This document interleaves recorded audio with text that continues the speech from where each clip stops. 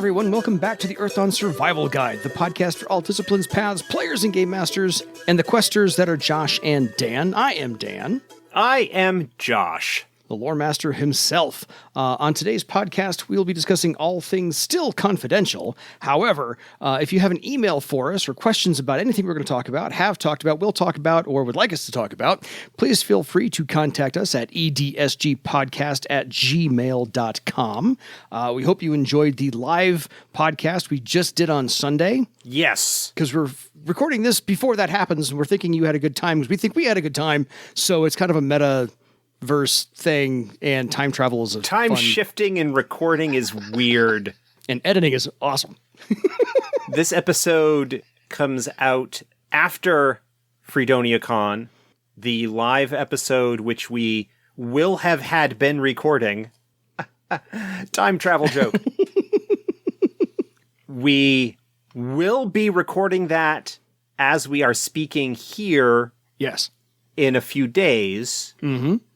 But when you are listening to us talk about it, it will have had been recorded a couple of days ago, at least if you're listening to this when it first drops. And the audio from that live recording will be dropping into the feed as the next episode, next week. Yeah. And so you can hear all the wonderful questions that did get sent in and the maybe wonderful answers that we gave to them. Mostly Josh, not me. But if you didn't get your question asked, send it to us anyway. We'll do it eventually. We'll get there. So far, I don't think we've actually edited out any single question that's been asked. We've answered every single thing that's come in. I won't say I'm an open book, but I can expound upon topics like mad. Which is when I give Josh the hand signal to land that plane. And then we're good. And we move on to the next topic. And we're all taken care of. So anyway, folks, tonight we're going to talk about another one of our secret societies of Barsave from the first edition book put out by FASA. And this one's fun. When I told Josh what we're talking about, he's like, oh, this is great. He had a big smile on his face. So we'll just get in and get to the nasty right off the bat. We're going to talk about the Fellowship of Night. Yeah. This is a secret order of Nethermancers. Yeah. So the first question I have would be, would your Nethermancer be like vying for membership in this? Before we even talk about what it is or how long they've been around or what they're doing. Would she? Virag probably is aware of them at this point as of our most recent downtime session. Virag is now fully 8th circle. Woo! With a whole bunch of knacks and spells and all sorts of fun stuff. Yay. And so with the general amount of nethermantic lore that goes along with half magic as a result of being at the top of the journeyman tier, she might be aware of them as a thing, but they have not cropped up in our game, and I don't think that there's any particular reason for her to go hunting them down just yet. Fair. If at all. Her interests are more in astral entities and, for lack of a better term, astral zoology. Oh, yeah. Not fair. the horrors, but spirits and other denizens native to the astral plane and some of the nicer, safer nether realms. So if anything, I'm going to talk about Virag for a little bit because do it. It's our show and I can talk about what I want. Yes. Sorry, any other listener. I know a lot of our listeners also, those who are into actual play stuff, also listen to the Legends game, even though it hasn't dropped in a while. But like new episodes come out once in a while. Yeah. We have recorded a whole bunch of episodes, but they are just slow to come out. Anyway, yes, we had talked about Virag possibly picking up a path, possibly looking at a second discipline, and given her temperament and experience and what she is sort of interested in, the only second discipline that I could potentially see her being interested in would be shaman, because of the very strong spirit connection there. Yeah. And I can't really think of any paths that seem particularly suited to her. So nothing's calling to her just yet. No. Fair. Well, this isn't necessarily a path. This is a nice little community to maybe join into. Right. No, Yeah. absolutely. Yeah. But also, as we will explore while we are discussing them, the stuff that they are interested in is not stuff that is necessarily aligned particularly strongly with what Virag is interested in. No, fair enough. So I loved the essay in the Secret Societies of Barsave about the Fellowship of Night, because it was a nice little chronological view, and I don't think there's any better way to tell this tale. So let's just start at the beginning. They are a Nethermantic order, a cloistered community living in the Delaris Mountains. Exact specific site not revealed, which is just fine. They are built around an ancient Liferock. And so the Delaris Mountains, for those who aren't looking at a map because maybe you're driving or running on a bus, it's between the Liaz Jungle and Carafad, so it's on the far western side of the map. And it's south of the wastes.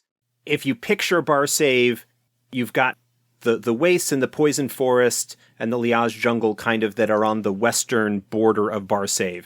If you head south, you kind of go through the lands of the former Troll Kingdom of Ustrecht, and you've got the Twilight Peaks, and then there's more mountains kind of further to the west that are south of the wastes.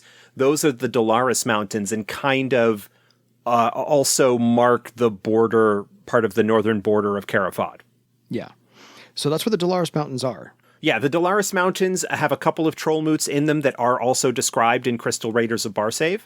Mm-hmm. And I think, in fact, there is also a little bit of a mention about the Fellowship of Night in that book as well. Very cool.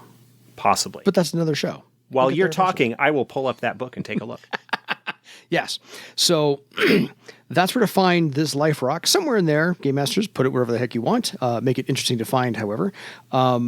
Because this Liferock was viable, was having obsidian occasionally emerge from it once upon a time, but it was right before the Scourge actually happened. Of course, there were horrors infesting the area before the actual barrier broke down significantly enough. There were little bits of corruption happening here and there, and the occasional invasion happening by a single horror here or there, or constructs here or there as well. Right before the Scourge, this Liferock was infiltrated by a horror. It's supposed that it was a despair thought, and that horror corrupted the Liferock, trapping the obsidian inside, sending out a false signal for all the other obsidian birthed from this Liferock to come home, and they all did. And so the horror sat there and fed off of all the now entrapped obsidian in this Liferock. So that happened.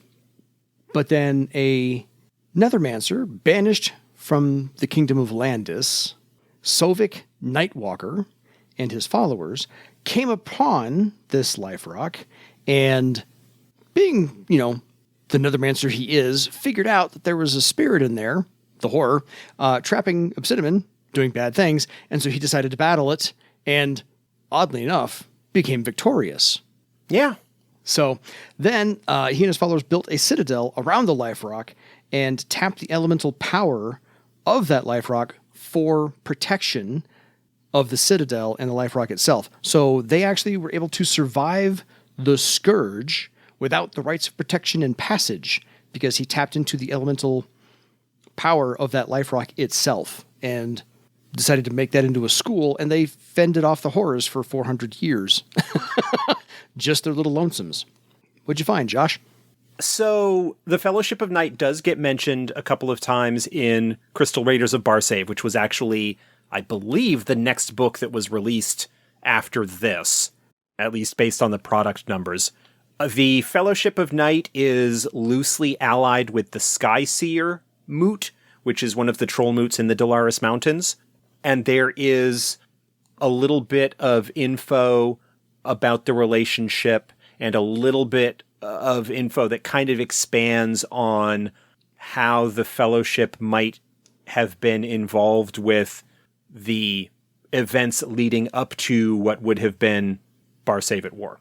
So during the Scourge, Sovic and his followers founded this school that they named the Fellowship of Night, and this is where Thera, because the essay is written by, of course, Theran infiltrators, Thera is interested in the Liferock itself and or the school, because they would love to know how to tap into the Liferock and use its energies, because this is right after they landed the Triumph on the Ayodhya Liferock. So they really want to know this stuff.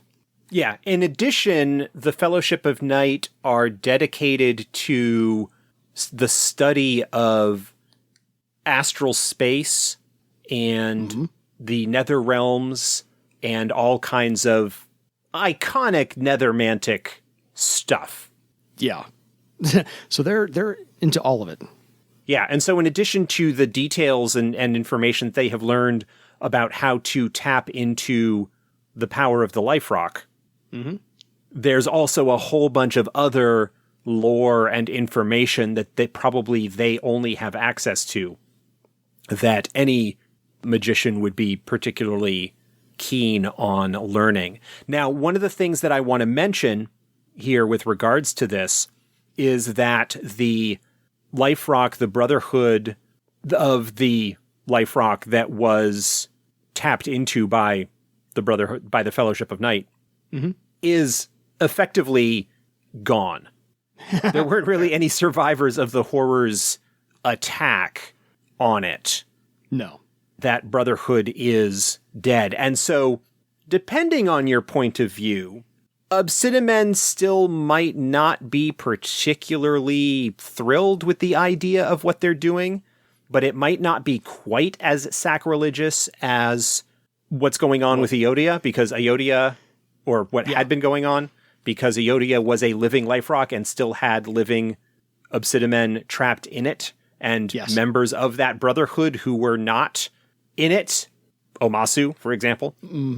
But another thing that gets mentioned in the Crystal Raiders book is that the other moot that's in the Delaris Mountains, the Rockhorn moot, is very kind of strongly aligned with Obsidian in general.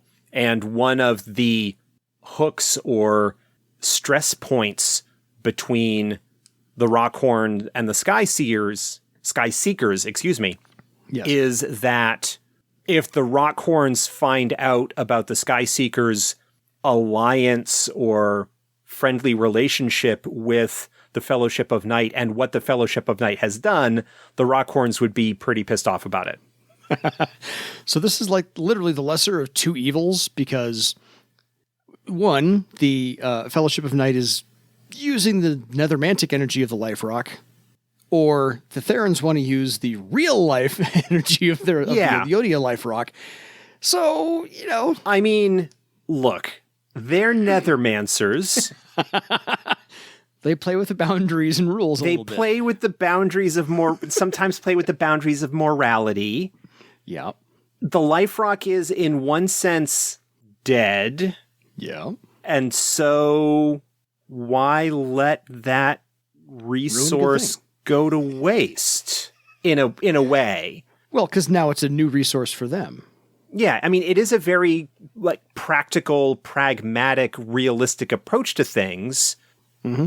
We came upon this thing, we defeated the horror that was tormenting the Obsidian that were part of this Liferock, but the Liferock is kind of irrevocably damaged and altered by what happened. And so we will become caretakers of it and learn all sorts of cool stuff by studying it and various other things. Yeah. Yeah. There's no real problem with that. Well, again, it depends on who you talk to. Rockhorn moot, to the Purifiers. Yep. Brothers of Stone.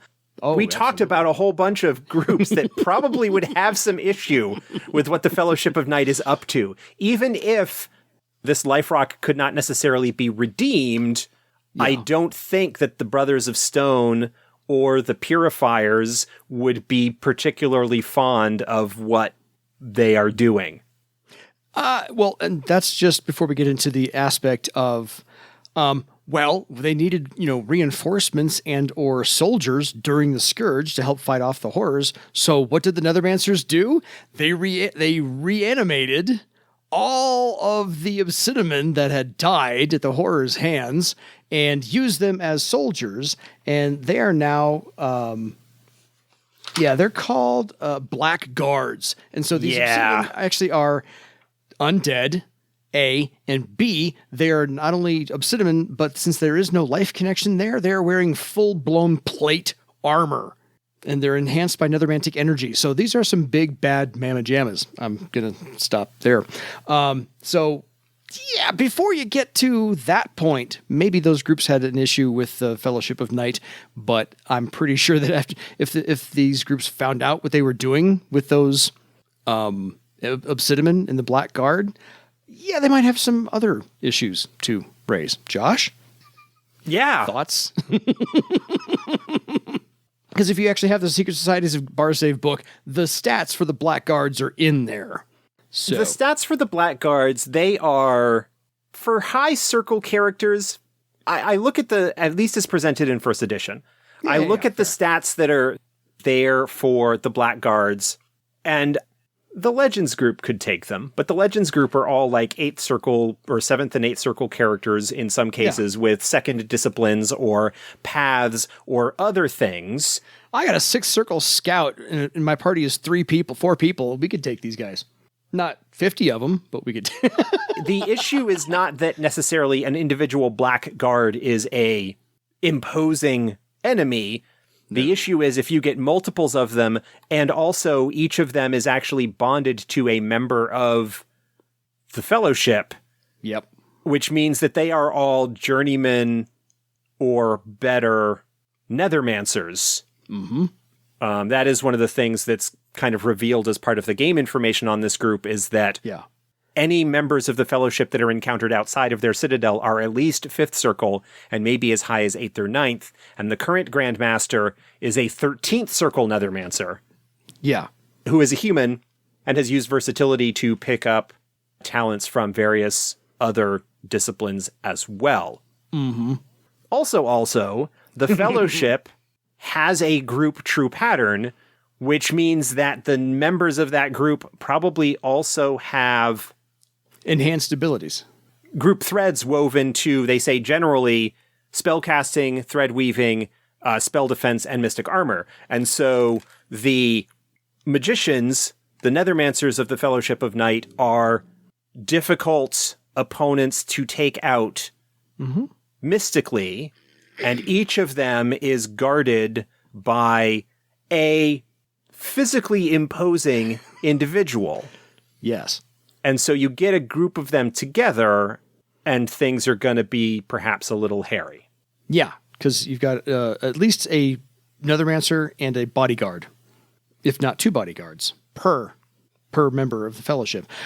So the Fellowship pretty much has developed over time an almost symbiotic relationship with this Liferock that they've renamed Heartstone. And they use its power for their rights, for their magic abilities, their ritual magic, so forth and so on. And they have also taken pieces of the Liferock itself, actual chunks of the Liferock, polished them up and created what they call life shards.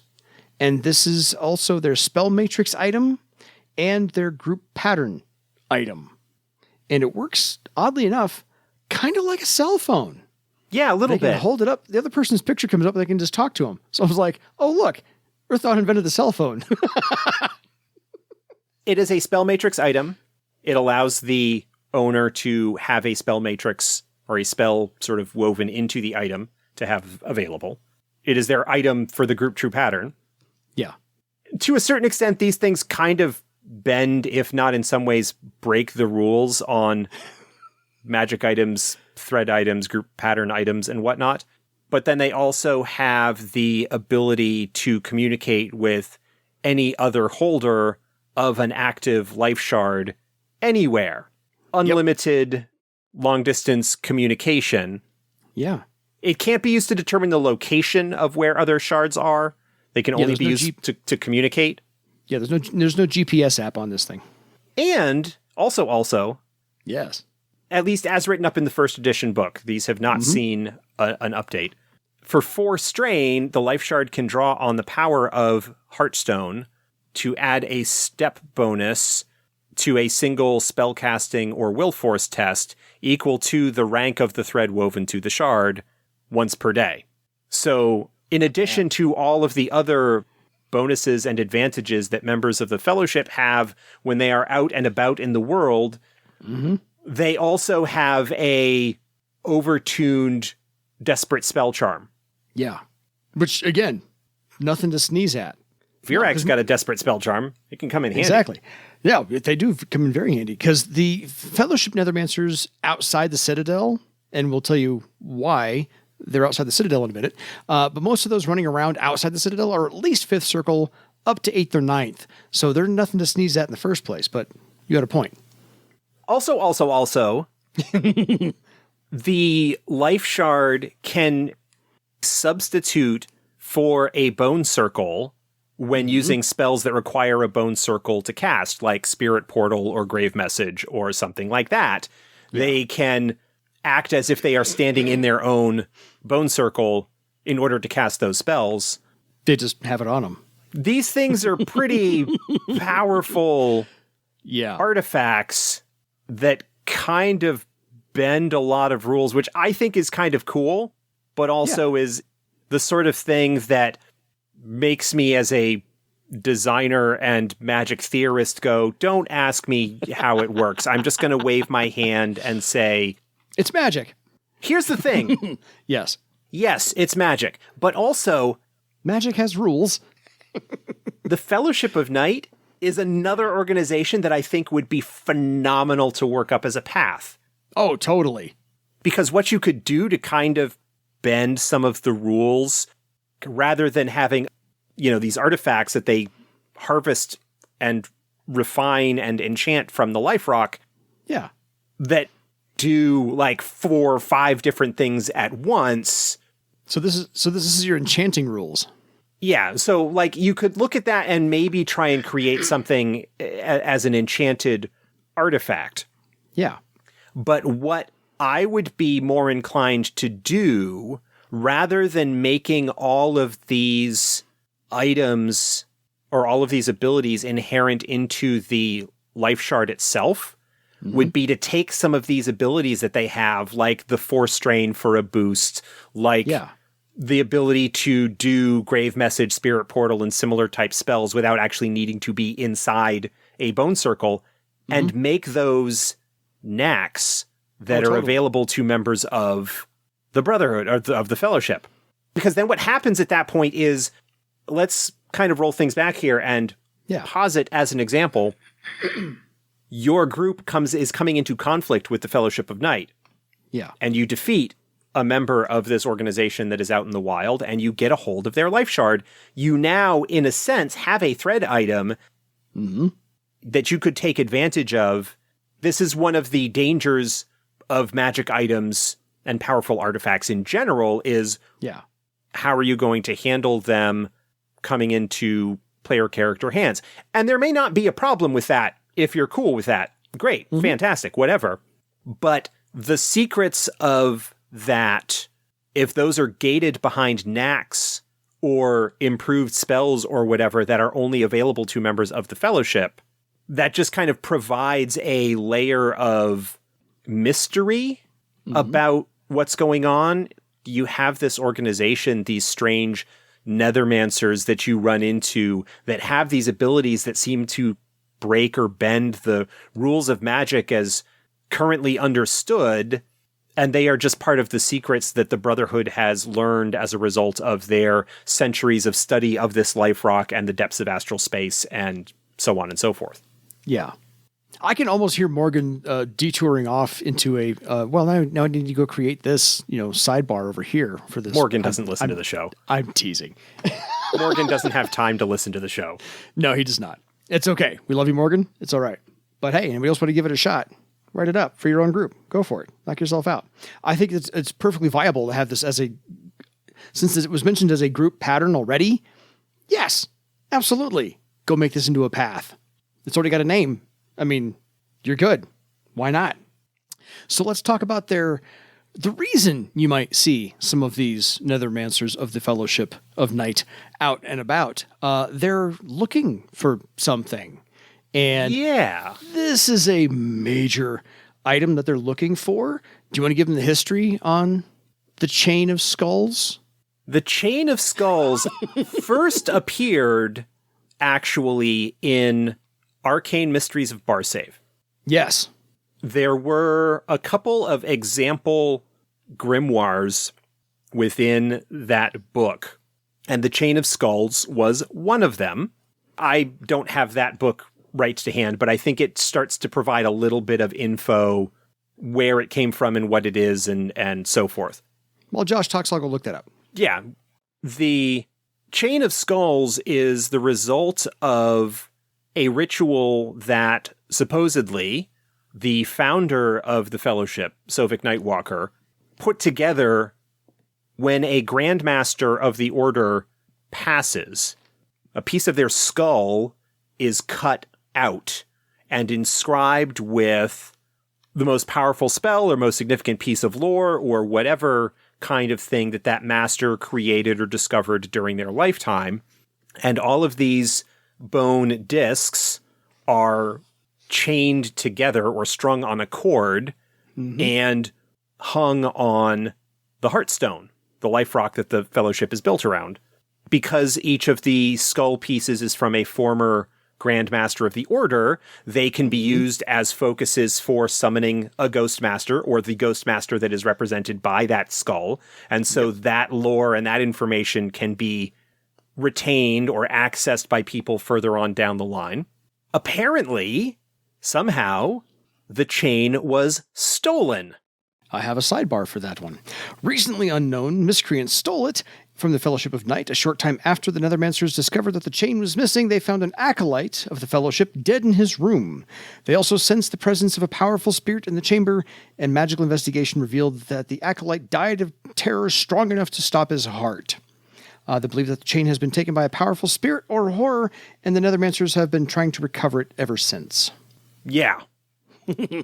And so the Therans, upon learning of the existence of the Chain of Skulls, believe that it is very likely that there is information inscribed in this macabre grimoire that would allow them to tap into the secrets of Ayodhya, or to at least gain some insights into how, or any Liferock, but Ayodhya in particular, that's the because that's the one that they're sitting on top of. Yep. In the pre-war era. And so it is something of great interest to the Therans. They are after it. It is of something of great interest to the Fellowship of Night because they are also after it because they want it back.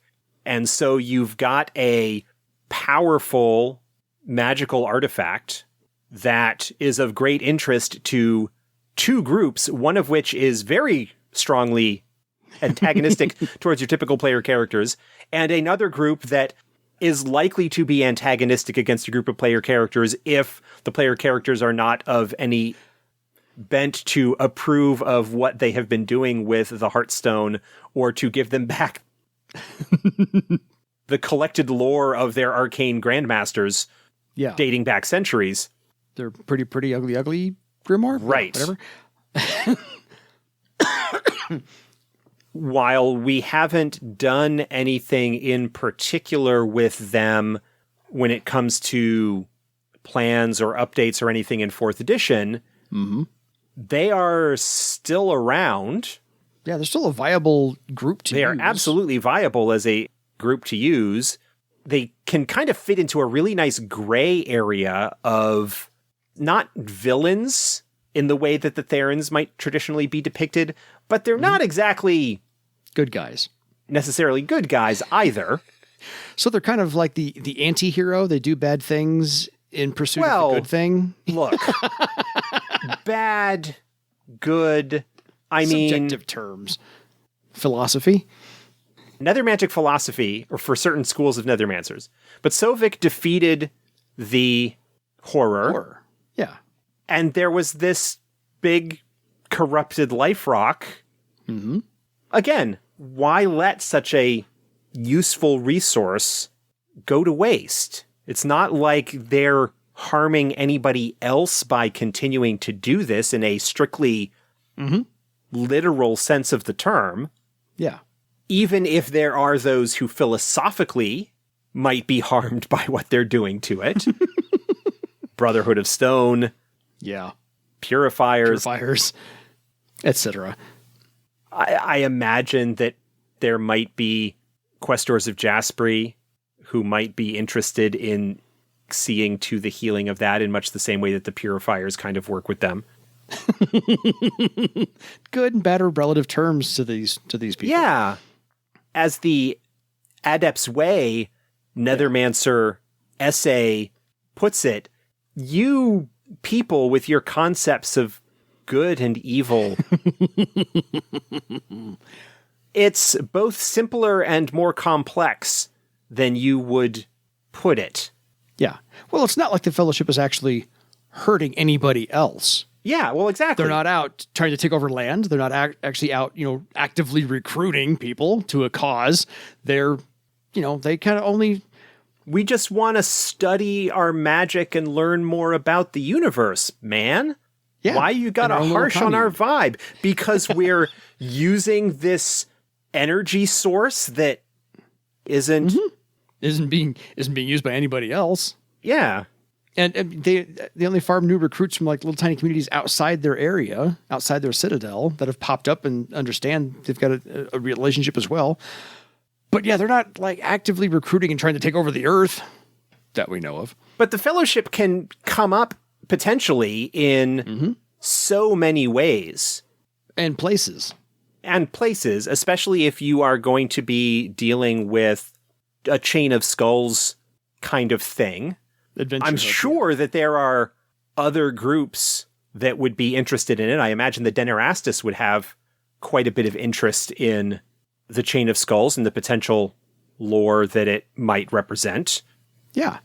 And maybe even a dragon, because Charcoal Grin, the adventure hook listed in the book, has a tie to Charcoal Grin in Par Length, who might have one of her minions out looking for this as well. Or actually, I think the adventure hook says that they might actually be in possession of it. So, but yeah, many locations, many possibilities to work this one in. The book also mentions that because of how important or powerful or significant this artifact could be, especially in terms of those who find it could perhaps extract favors from the Fellowship of Night. Mm-hmm. They are a significant magical power, if isolationist, but if the Kingdom of Thrall could recover the chain and use that to extract some favors from the Fellowship to do something. Looking at this within the context of the pre-war situation, the Therans would be very interested in making sure that it doesn't fall into the hands of Thrall or the Bloodwood or some other organization that could use that for leverage to bring the Fellowship on as an ally of sorts against the Therans. A useful tool. The other thing that could be involved here with regards to the Fellowship of Night relates back to the Skyseeker moot. One of the things about the Skyseekers is that they are supposedly cursed. It's a curse relating to the monastery where the books of Hera were found, were supposedly in the Delaris Mountains. And they are cursed until they can find the monastery again, but they haven't been able to.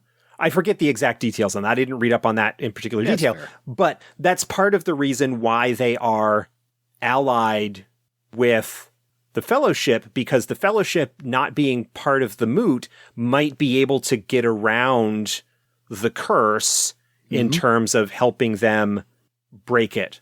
Yeah.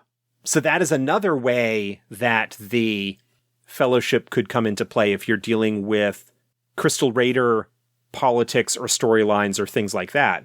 Fair. I think this is...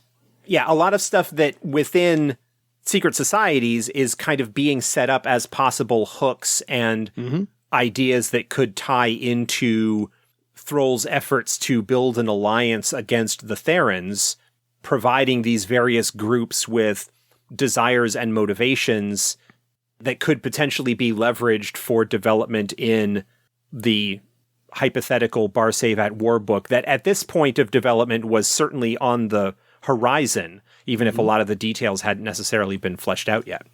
Yeah. I think that there doesn't necessarily need to be an update as far as the timeline for the Fellowship fight. They're isolationist. They keep to themselves. The Chain of Skulls is still missing. You don't need could to really still be change missing. that.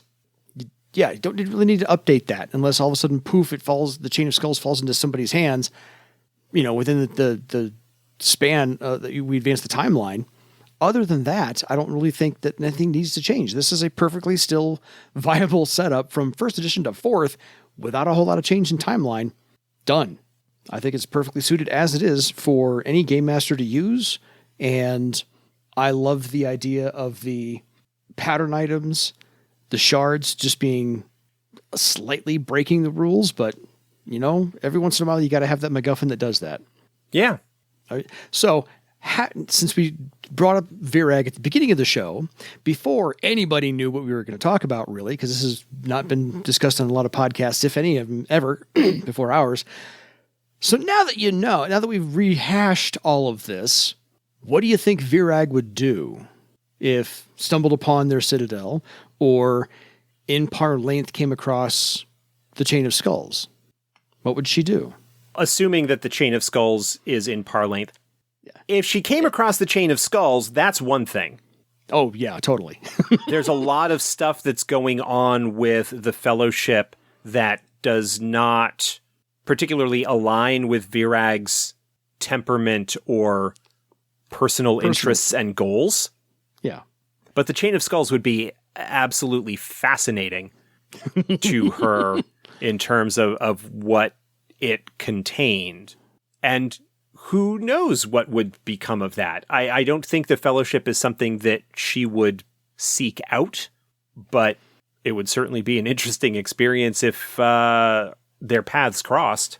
Absolutely. So would she return the Chain of Skulls if one of the Ghost Masters asked her to, or would she just kind of hold on to that and I'll get my use out of it and maybe give it to you later? I don't have the faintest idea. Fair. No worries. Had to just toss it out there as a hypothetical.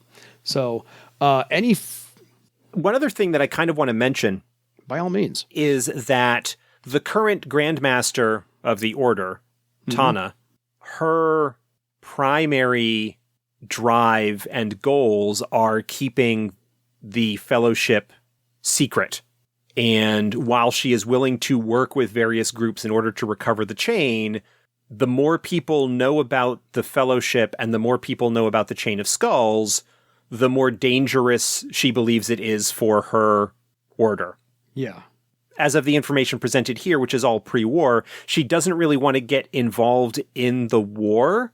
And if she were to be reluctantly dragged into it, it would not be on the side of Thera, because she does not believe that the Empire would leave the Order alone, that they would be absorbed. Mm-hmm. The Empire strips resources from everywhere else. They would strip the resources that they found useful out of the Order and ultimately destroy it. They would not be left alone to do what they want to do. Mm-hmm. That is something that could be leveraged to get the assistance of the Fellowship, potentially, assuming that, as of the present day, Tana is still Grandmaster. Mm-hmm. That is swearing to keep it a secret in exchange for information or assistance of some sort, perhaps on the quiet. That's all right. Nethermancers never do anything on the down low. I'm teasing. Of course they do. Yeah, I can't say we've bled this one dry. Nethermancer joke. But I think this is rife for the picking in subtle ways, overt ways. You've got Theran players, you got the Fellowship players as well. And like we said, any you can find one of the Fellowship in any geographical location, per se, because they're searching for this Chain of Skulls again. So, and it wanders. If somebody actually has it, somebody stole it. It's wandering around. Who knows? Any final thoughts? Anything we didn't quite cover for this one? Because I think this is a wrap. This is a group that is kind of lurking in the background of the late first edition lore, and could serve an interesting purpose if your game intersects with the stuff that they are involved with in some capacity, whether you are running a game that is set prior to the war or even something afterwards. But unlike some of the more prominent organizations that we'll be talking about later in the series, you can ignore them without missing anything out of your game. No. With other organizations, it's tougher to ignore them because of the presence that they exert in a sense of narrative gravity in the setting. Fair enough. So, folks, this is a wrap for this one. We will see you live in a few days on the FreedoniaCon podcast, but you'll hear that eventually after the fact, so kind of that whole time. You'll hear that in a few days on the feed here as well. Exactly. So until you hear that, visit that, see that, whatever the case may be, it is time for you to go take the lesser of two evils for your own legend. Have a good night, everybody.